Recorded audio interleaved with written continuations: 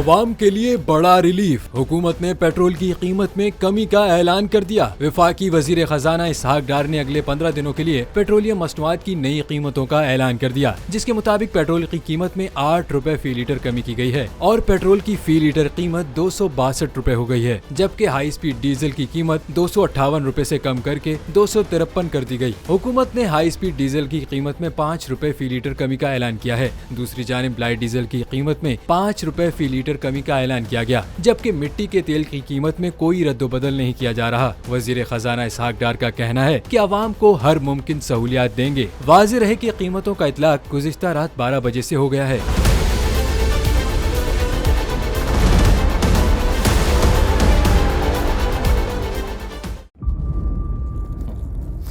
इंतजार था ना, चलो इस बार वो करते हैं जो इससे पहले किया ही नहीं। किस्मत की आंखों में आंखें डाल के जीतना होगा। सब में है शेर जैसी राह, जर्रा जर्रा भी हर कंटेस्टेंट को लगेगा पहाड़। लड़खड़ाना नहीं है, खोल दो अपने पंख अगर आसमान छूना है। अबे लग रहा है ये सब पहले भी कहीं सुना है। एंटरटेनमेंट की गारंटी जनाब, क्योंकि यहाँ खेलोगे कूदोगे तो बनोगे नवाब। खुश रहो पाकिस्तान।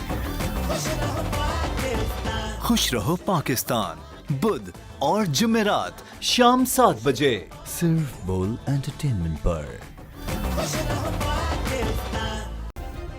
सब्सक्राइब करें और बेल दबाएं ताकि कोई खबर रह न जाए।